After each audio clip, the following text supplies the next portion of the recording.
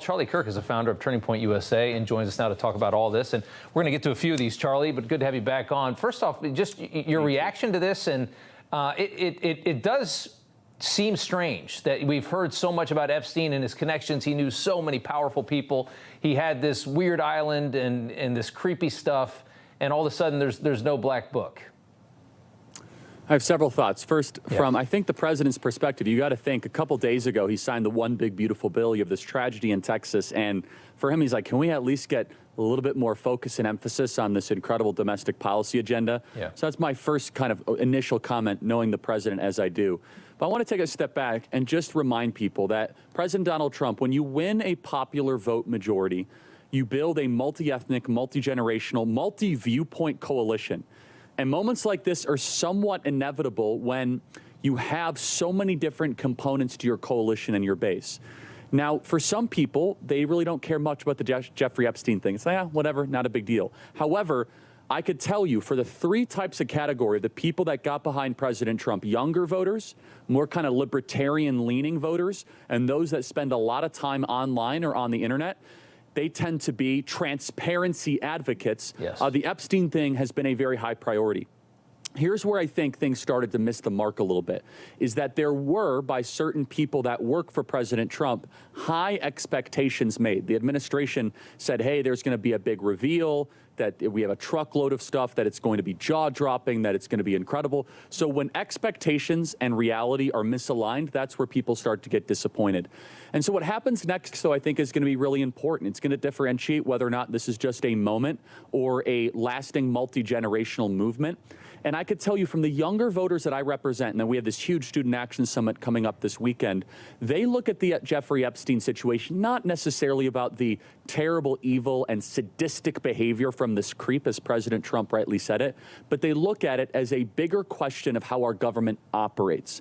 And Rob, I think that is why people are so interested in this and remain interested, because it's a greater question of how the inner workings of, quote unquote, the deep state are functioning and whether or not the people are able to have a voice in those matters. Well, I mean, we've known President Trump as a politician. We've known Donald Trump as a politician for almost 10 years now, right? And it's, you know, the one thing that's been true this whole time is that he hasn't been beholden to anything. I mean, that's what's just so, you know, appealing about him, is that he is what he is, and he's a flawed person, but nobody controls him. Nobody owns him. No special interest can control him. So in my mind, the first thing that I run to when I hear, I mean, and you're getting this from everybody in MAGA world. I mean, X is exploding with people very angry at the administration, very angry at the president. It's just like he's gone this far without being controlled by anything. To me, it seems almost surreal to believe that this man is now all of a sudden beholden to whatever it is that's trying to suppress a potential client list for Jeffrey Epstein. It just it doesn't seem like he would do that. And I have not engaged in that rhetoric, as you know, Rob. And however, I receive a lot of it, and some people they're a little bit upset and they're a little bit frustrated, especially on the younger side. And so let me just add a little bit more detail, though.